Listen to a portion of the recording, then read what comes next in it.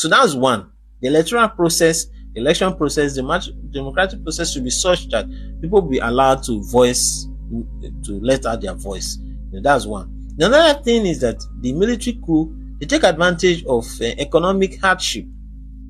When the economic is down, when inflation is high, cost of living is high, cost of services is on the high side, people are struggling, the wages are low, when that scenario is playing out, military coup can also take advantage of that.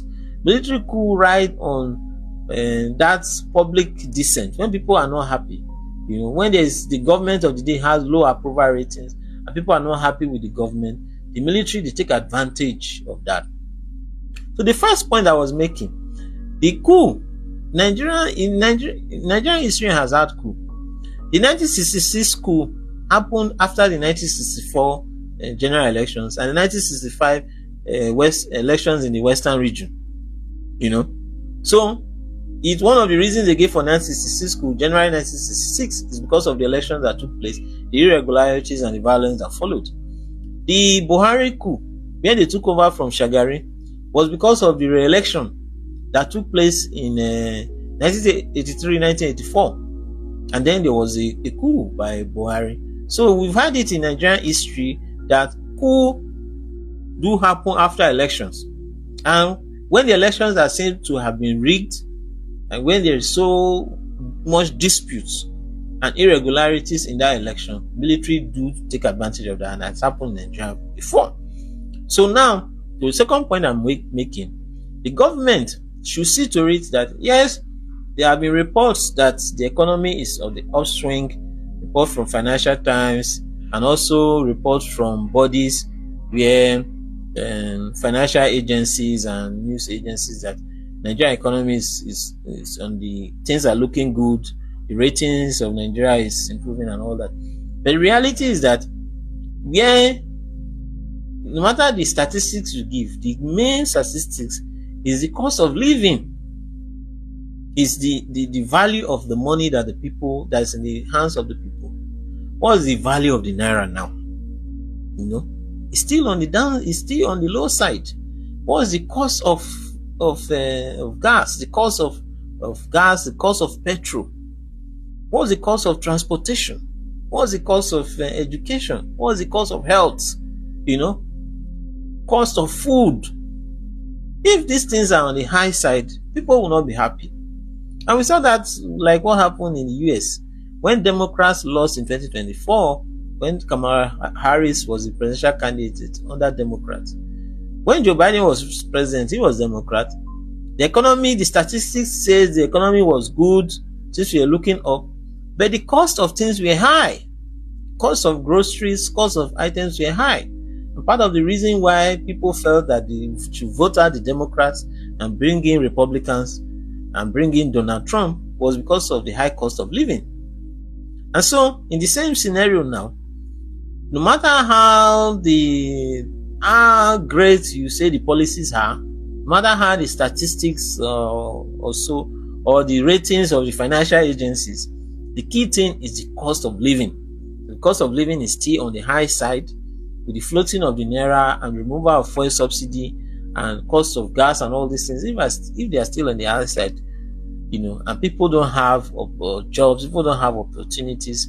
Those who are supposed to go into farmlands, they can't go to their farmland because of insecurity. So there's unemployment. People can't work in the farms. The agricultural sector is the major sector that provides employment for people.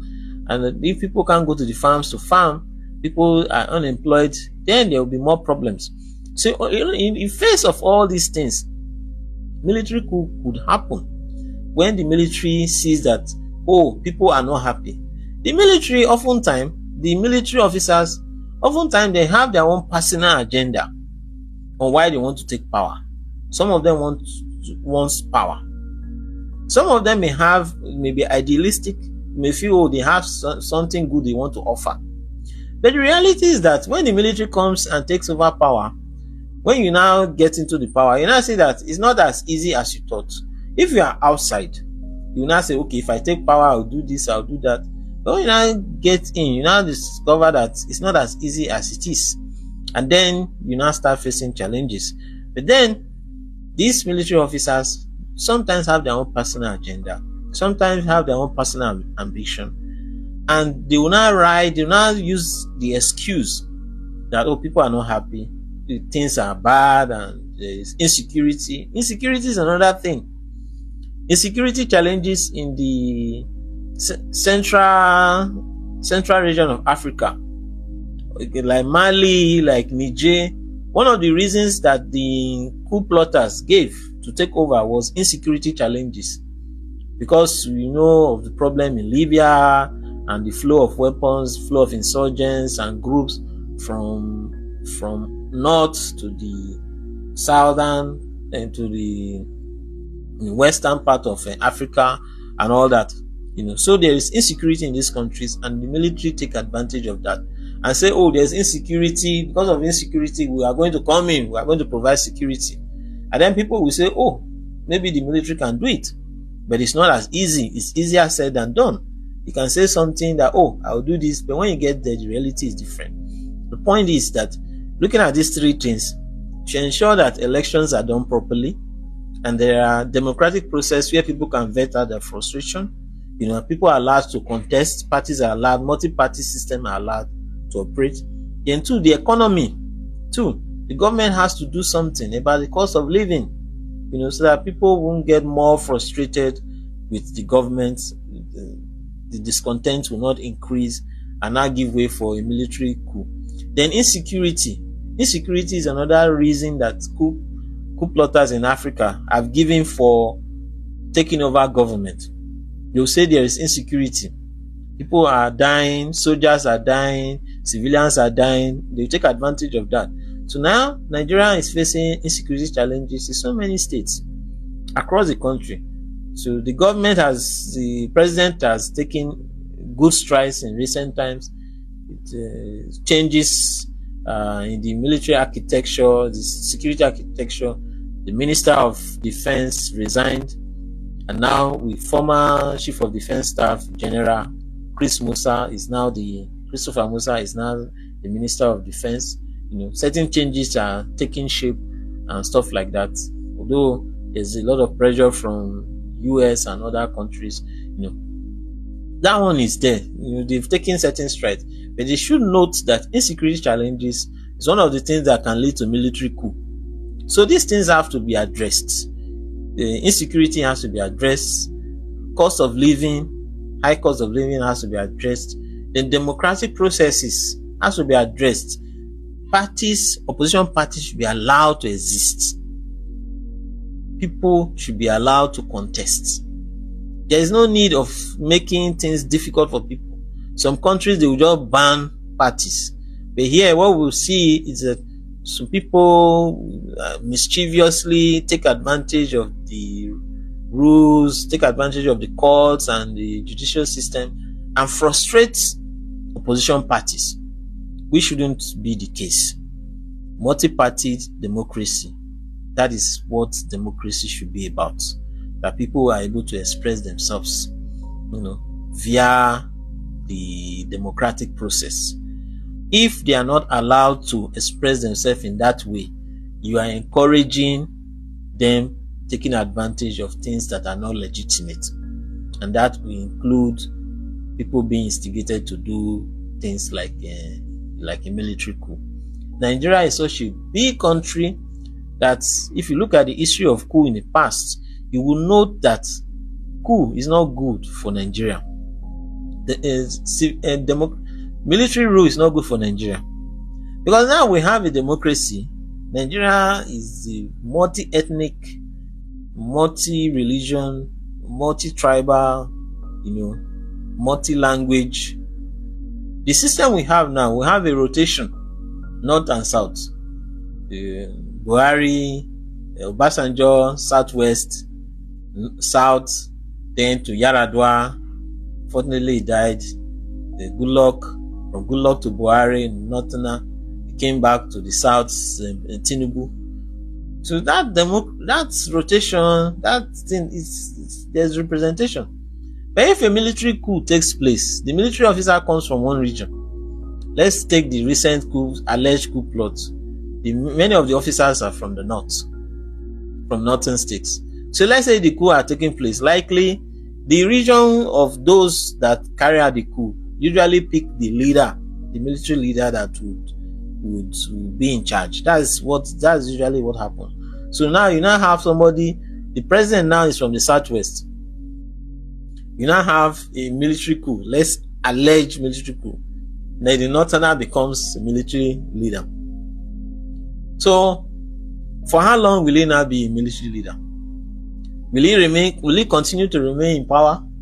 One of the other regions, the southwest will say we will only be president for 2 years plus. We are not allowed to finish. Military, do they do rotation? Would they say, since I'm a military leader from the north, I've done some years, let me give way for somebody from the south? No, that doesn't happen. When military takes power, they remain in power and they try to destabilize anything that will threaten their power until there's another military coup that removes them. You understand? It's hard to see a military take over. Then we now say, okay, let's go to civilian. No, it takes years. When we had the coup of 1966, January, then July counter coup, then you had the civil war, 1967 to 1970, till 1975 plus. Take years. It was another military coup that removed the government of Gowon. It was the military coup of Murtala Mohammed removed Gowon. They came into power. Murtala Mohammed, then unfortunately he died in a military coup, in an unsuccessful military coup. They succeeded in taking out the head of state, but they didn't remove the government.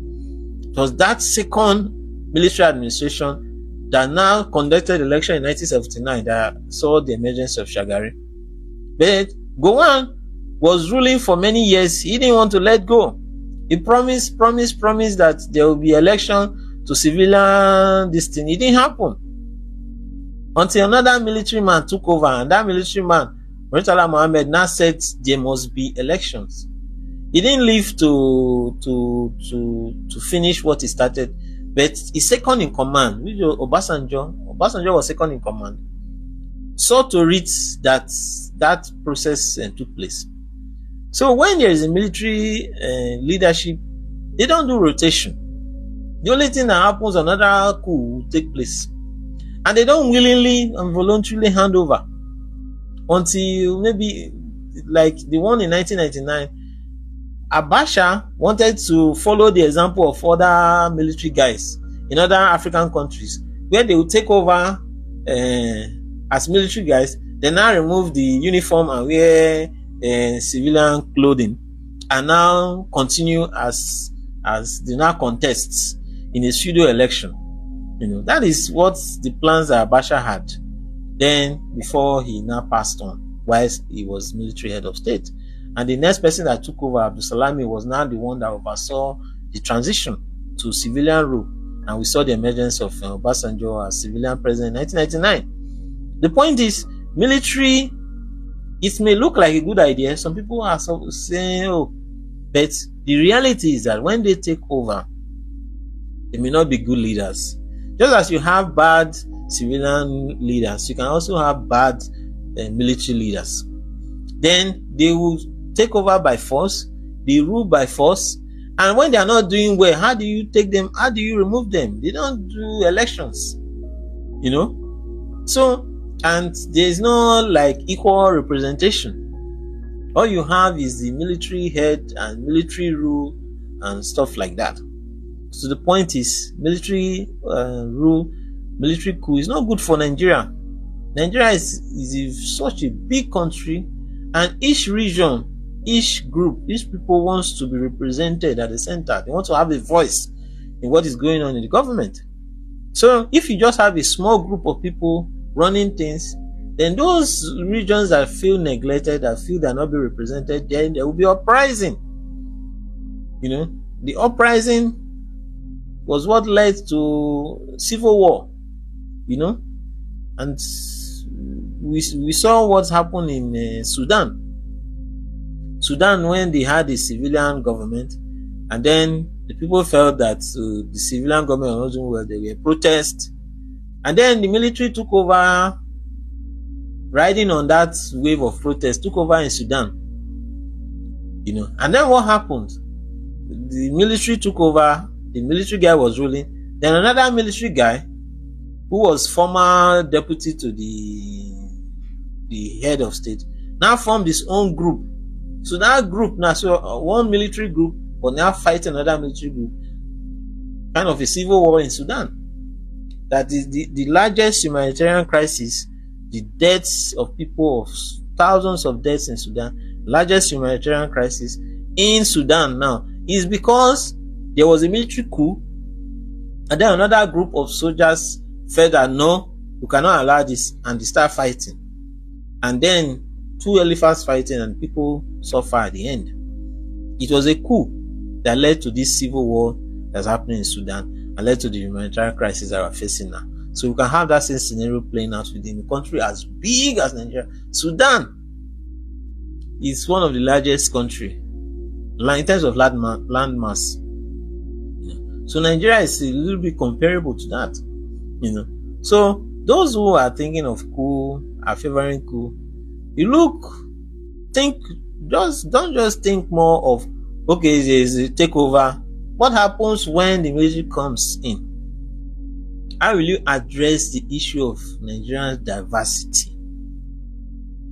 How do you address the issue of rotation and stuff like that? So these are all these things that should be considered and should be taken into consideration. And to note that military coups doesn't favor anyone.